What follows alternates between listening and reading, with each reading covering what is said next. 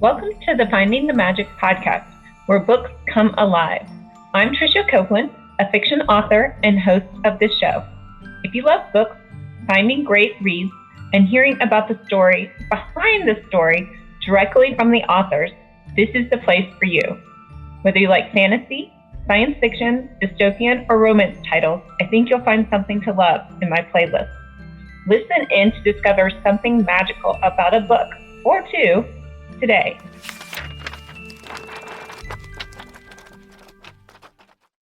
Welcome, Leo. Thank you so much, Tricia. Thank you for being here. Today we have Leo X. Robertson. He is author of Bar Hopping for Astronauts. Okay, I'm going to say the whole title: Cosmic Horror, Late Stage Capitalism, and Other Light Reading, right? And this will come out in Pulp Literature September 9th. Okay, it sounds like there's a lot to unpack here. Tell us all about this. Sure. So this is I've been writing short stories for a long time, and I write in sci-fi, horror, and then just like general drama or whatever you'd call it. And so I gathered together the best of my sci-fi stories from. I looked at the titles before talking to you. Some of the first drafts I wrote like 11 years ago, but I wasn't good enough to write sci-fi short stories. I find them the toughest. So it's a collection of my best sci-fi stories from maybe over the last 10 years. Yeah. I think writing short stories is one of the hardest things to do. I can write a huge long novel easier than I can write like a 5,000 word short story. Yeah. Do you write short stories as well, or? I've written a couple, and the last one I wrote for an anthology, the people were like, no, no, no. And really, it was an outtake from a series. So I had, bunches of characters that the people reading the series would know, right? So if you were in the series, you knew what was going on.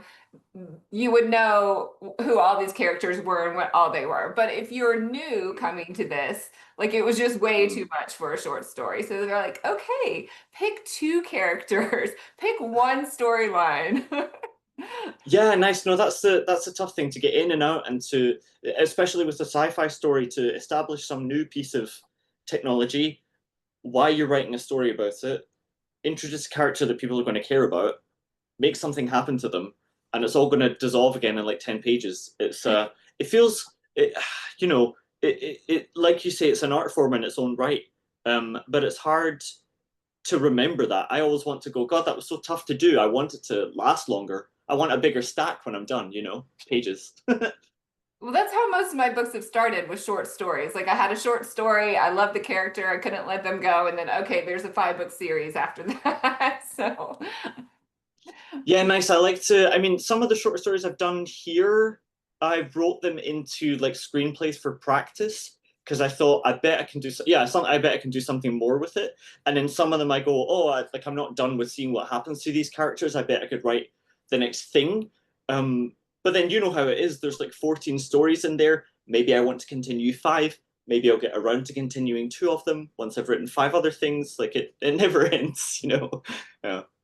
but I feel like if you're really good at writing a short story, you're really good at plot and quick character development and getting to the point. So I think it can help you, like it can help you in all writing forms, I feel, because I took a screenplay class this year too, and I learned that, and that I feel like that helped me with like plot and staging and those type of, not staging, but staging a story basically, right? Where I feel like a screenplay is just like a longer version of a short story, but it has to be really tight.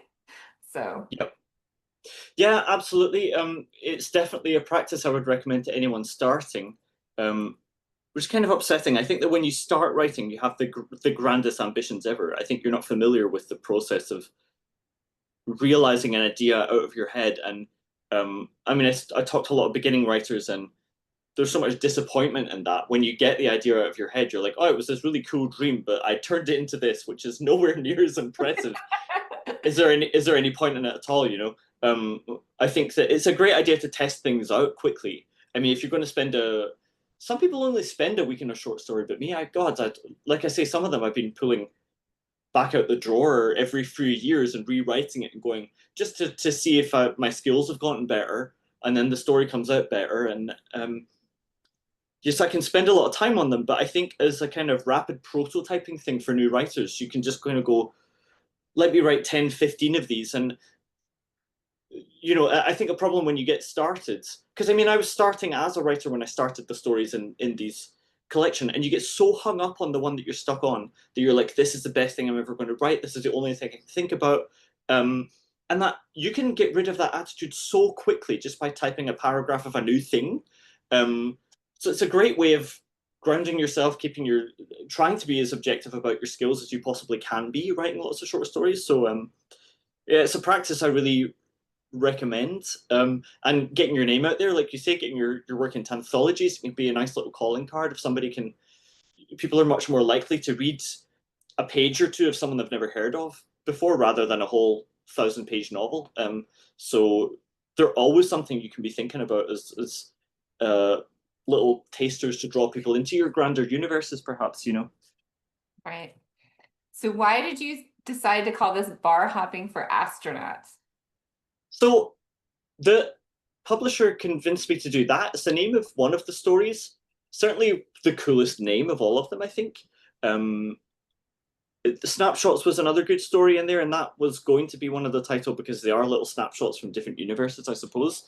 But yeah, they just like that title better, and it's one of the better titles I've come up with as well. The title story is about an elderly astronaut who's still wearing the spacesuit that he wore when he helped to build habitats on the moon, the first ones, and that was decades ago, we think, and nobody cares anymore, and everyone has been to the moon. It's not a big deal. But he can't let go of this suit that he's still wearing. He's still wearing this suit, and he still walks around. I suppose with this attitude that everyone wants to see him as this achievement. I mean, that was a big deal when he first came off the moon. Was like, oh my God, you're the guy who were up there on the moon for the first time. But then the same costume stops fitting him, so it becomes symbolic of how we want to cling on to old achievements and how we have to get rid of them and reinvent ourselves constantly as we get older in life. So I think it's definitely one of the more uplifting stories, and it kind of, I suppose, sets the tone of the quirky, fun, and melancholy mix that I tend to get into my stories. Yeah. Yeah, it definitely came across that way because if you think about astronauts that might go bar hopping, like when you go into a bar and you don't know anything, what do you talk to people about? Or you don't know anyone, like what do you talk to people about? Oh, you may talk about capitalism, right? Or other light reading. Yeah, yeah, that's right. I think it's certainly. I went to a friend's birthday party recently, and one of my friends introduced me and said that this is Leo. He's one of the darkest people I know. I'll really take that moniker, and it's something that I really regret because the stories in this collection span a range of moods, but certainly there is a heaviness and a seriousness to everything I do that is somewhat absurd. I think it's absurd to be very heavy in life because as heavy as you want to be, life isn't heavy all day, So I think we're kind of poking fun at the type of moods that I try to evoke sometimes, and I think that's partly how you get your message across as well. I think if you're just constantly bleak, nobody wants to spend time with what you've done. But if you throw a joke in there or some lightheartedness, the darker parts are really going to hit a lot harder. So it is about it being an eclectic collection of moods, ideas, and some bleak stories, some uplifting stories. Yeah. Yeah, well, if you really think about, especially like comedy and sitcoms, like a lot of these comedy sitcoms that do have like deep messages or political messages or messages, the characters in them are like concentrated archetype characters, and you see them as like the furthest degree they could have taken this personality type, right? So if you think about doing that in a short story in a book, it just drives your point, especially if you only have 5,000 words, right? That's just conveying your story in kind of an outlandish way that people sometimes recognize and sometimes don't recognize that, but it hits the story home in a little bit of a way that's kind of tongue in cheek, but also not, right? Yes, no, I totally agree with that. I think that there's some kind of there's something about satire to be said in what you're saying. I think there's some satire in the stories, and yeah, you're saying two things. If you're creating a dystopian future, for example, you're saying like it could go this way, but you're also saying reassuringly, at least it's not this bad. You know, so it's that double-edged sword that you're referring to. I think, yeah. Right. So do you feel like in each story there's like a little bit of a message for how to view, your view of the world or a take on different issues? Definitely, definitely, yeah. There's different view of the world. I think there is this repeating idea of um, things that I struggle with, like I mentioned that I do comedy, and recently a guy said to me, like, when you go up on stage, Theo, you just have this like non-threatening air about you, and then everyone is on your side. And I was like, I didn't know that.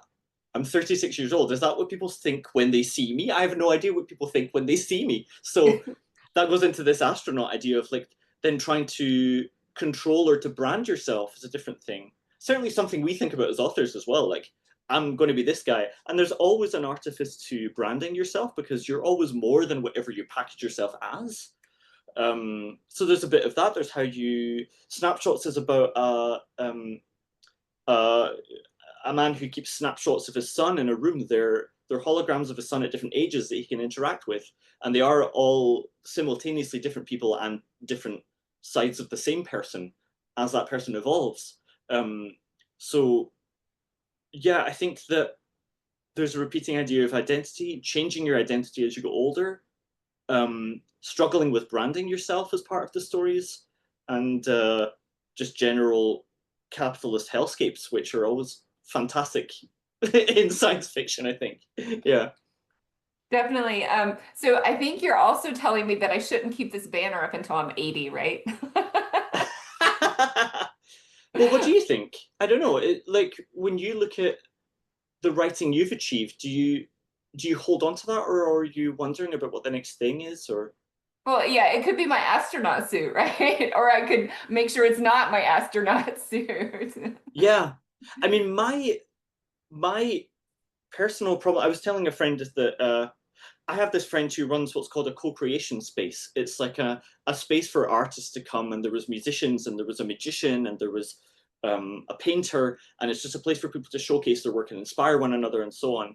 And he had this big weekend, and it was amazing, but he was very sad when he saw me when it was over because it didn't match what he had in his head, and he was tired from having come up with this event and everything.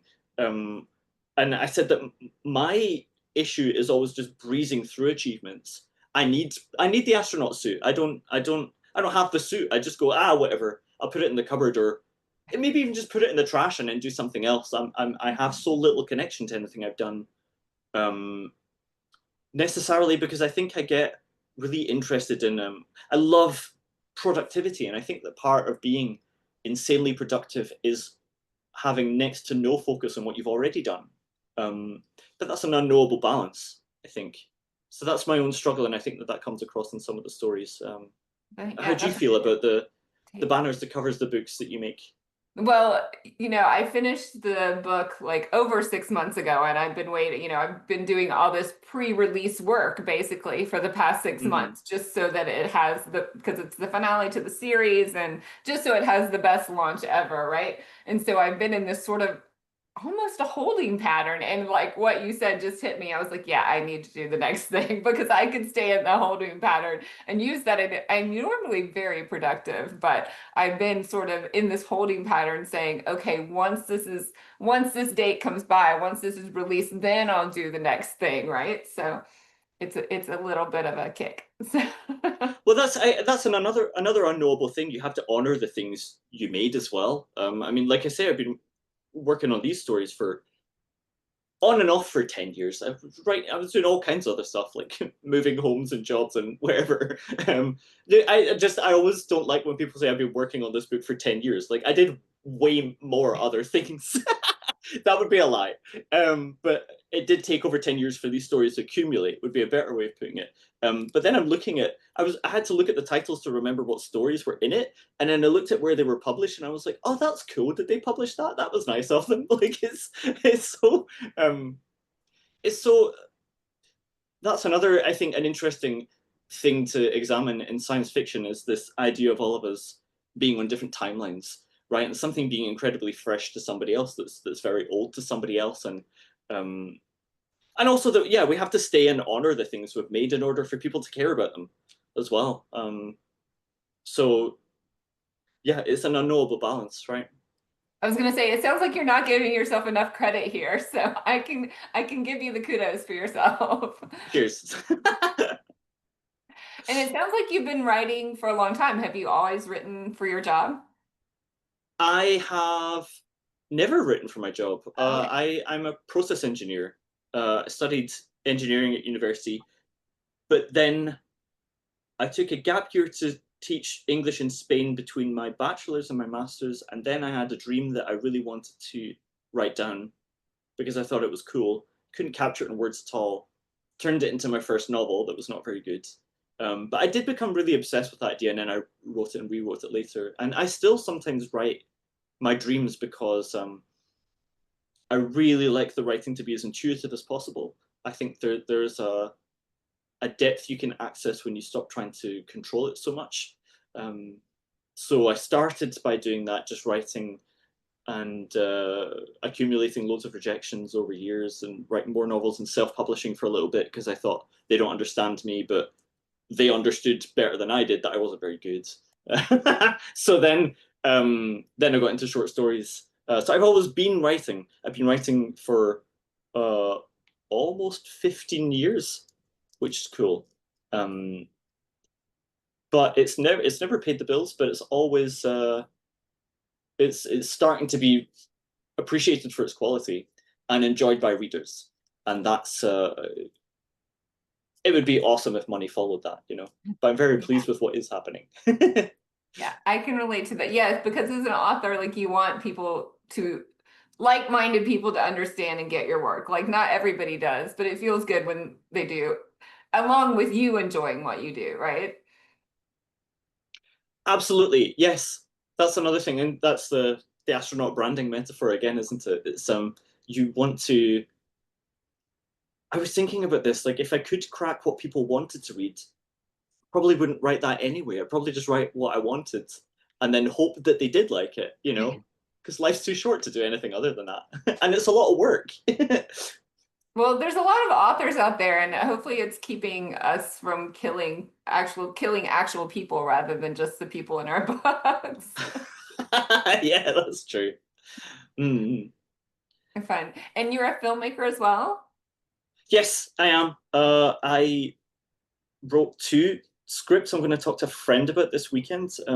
I similarly to how I just started writing by just reading and typing until I figured out how it got good and then sent it out for submissions and let them tell me if it was worthwhile. And still, I feel um, not amazing at evaluating the quality of my own work, right? I think when people accept stories or books, then I say to myself, oh, that was probably good then. That's like about when I know when that happens. But my point is that I was a self-taught writer, so I figured I could probably be a self-taught filmmaker. Um, and I live now in Stavanger in Norway, but for work I was in Oslo for some years. And then when I came back here, I didn't have friends because all of my friends are kind of international people who moved to different cities and they'd all gone. So to make friends as an adult in a new city, you have to go to different events. There was like wine tasting and photography club and things like that. That was an amazing way to make friends. But there was no filmmaking one, so I thought I'm going to start it. Um, and then the people who showed up at first figured I was probably a professional filmmaker if I was going to start a filmmaking club. But the truth was, the city didn't have a filmmaking club, so my bad one was better than none, I figured. And I only had my phone as a piece of filming equipment. So I taught myself how to edit a film of myself on my phone. and then I showed it to people on my laptop in a pub and said, "Do you want to help me do something better?" Um, and then a friend of mine who was an actor and said, "I've got a monologue, so you could probably point your camera at me as a next ambitious thing." And I was like, "I've never pointed the camera at someone else. I don't think I can do that." So then I did that, and I did that badly. But I don't know how you feel, but as a now a multidisciplinary artist, I suppose I am. I cannot be told what to do, and I cannot be taught by anyone else. Especially now that I'm an adult, I'm like, don't. I'd rather spend longer and be more frustrated teaching myself than let anyone tell me anything. so so I approach filmmaking the exact same way that I approach writing. Yeah. Interesting. Does that Yeah. relate to you? Yeah. No, I've taken a lot of class. I mean, the first series I wrote, I just wrote it. Like, and it came out like a movie in my head, like a lot of dialogue, and definitely had an editor work with me on how to get that balance right and shape it and form it and make sure it had like a beginning, a middle, and end. Because I mean, I took high school courses, but I hadn't taken any like formal writing courses. So I did take a lot of courses and read a lot. Um, in just how do you make a plot and what makes a good plot and what makes good character development and things like that. But so a little bit self-taught and a little bit going that. I mean, it's interesting to me that you talk about this huge creative side that maybe you've always recognized, because I didn't recognize my creative side until I was like 40. And then I never thought I was creative because I was in science, I was in research. And I didn't see how I had made this huge jump from someone who, looked for facts and to someone who wrote, creative fiction. And then I finally figured out that, research and maybe engineering is a lot like this too. Like I was more interested in how I found out the answer. Like that made me more excited of how to set up the experiment and how to find the answer no matter what the answer was. And I was like, oh, I was kind of creative all along. So it was a funny journey. That is interesting. And were you telling yourself that you weren't creative for a long time? I don't think I was necessarily telling myself, but I wasn't thinking. I don't think I even had time to think about it because I was just working or raising my kids, or I didn't even have time to think about it. So, but Mm. I never thought of myself in that way. Like I never wanted to do art, or I never wanted to sing, or I mean, I played an instrument, but I don't know that I really wanted to, So it wasn't anything that I had ever gone out to do. So when I started doing, I was like, okay, this is weird. But yeah, Well, so that's like, go ahead. tell me. No, I mean, I started writing when I was 22, but if you talk to other writer friends of mine, that's late to them. But I mean, it's no, you can do it whenever, it's fine. Yeah. And I think that you get more up to speed if you start later, because a lot of finding your voice is knowing who you are. And I bet when you started, it came out so much stronger than people who'd started way earlier, because it's just like, I know who I am, I know what my view of the world is, and I know how to express myself in words. I've been doing it, in certain ways all this time. But my parents were very creative. My mother was an English teacher, and then she also taught drama for a bit. And then my dad works in advertising. I never really understood his job, but it seemed very creative.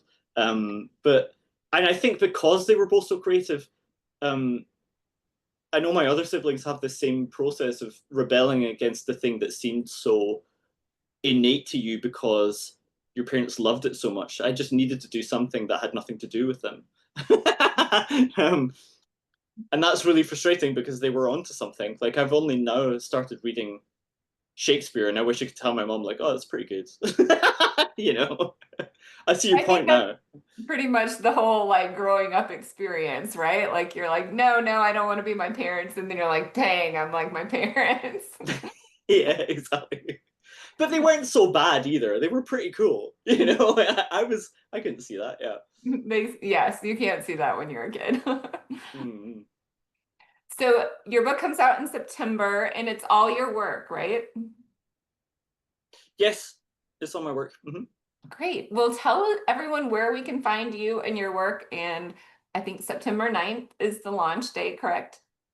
That's correct. September 9th, you can find it on the Pulp Literature website. You can find me leoxrobertson.wordpress.com or leoxrobertson on Twitter and Instagram. You can sign up to get an advanced review copy if you'd like. You can pre-order it. Like I said, I worked on it on and off for over 10 years. God, I could not possibly have come up with a better collection of stories. So I worked super hard on it, and I think it will be well worth your time if you're interested in sci-fi. And I also made a concerted effort to make it a very approachable collection, because I like sci-fi a lot, but it's not always approachable. And I think this could be a nice stepping stone into the world of sci-fi if that's something you would like to try out. Interesting. So is it a mix of like, okay, so I'll tell you my definitions because they might be only my definitions. So hard sci-fi, which is like very technical pieces, Yep. or is it more soft sci-fi, or is it a mixture of both?